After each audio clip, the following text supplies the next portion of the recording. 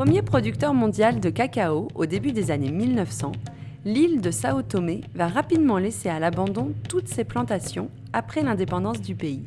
En 2014, la Roça Diogovache, cette plantation en grand déclin et sur laquelle vivent les habitants de tout un village, va être relancée.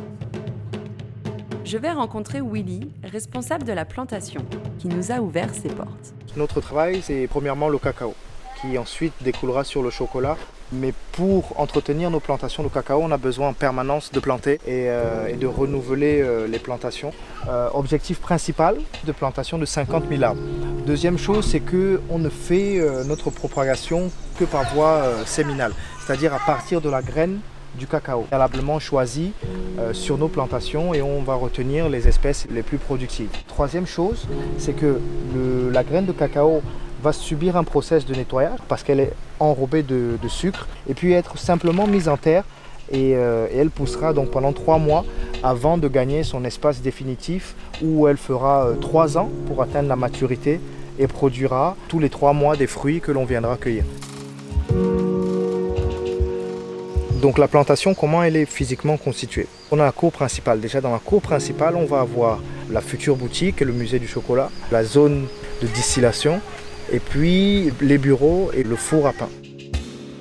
Autour de la maison principale, on a le jardin. Un peu plus bas, on a la pépinière. Tout autour, les plantations de cacao. Et plus bas, ce qu'on appelle nous la technologie, c'est vraiment tout l'espace où on va transformer le cacao. Et finalement, la mécanique et l'atelier menuiserie. Aujourd'hui, 250 personnes travaillent quotidiennement à la ferme et 2000 personnes en vivent.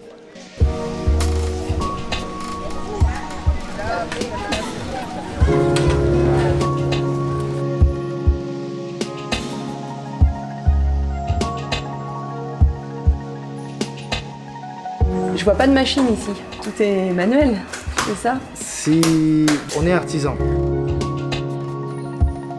il y a aussi cette volonté de promouvoir de l'emploi.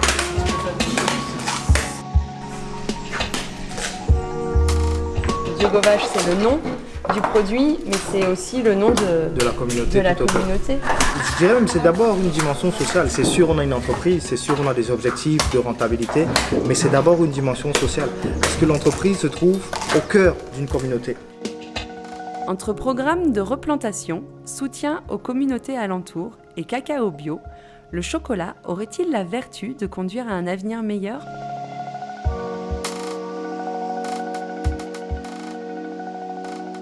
Toutes les cabosses de cacao qui sont ici, elles sont au bon stade de maturation, quelle que soit leur couleur. On peut dire que la nature fait bien les choses.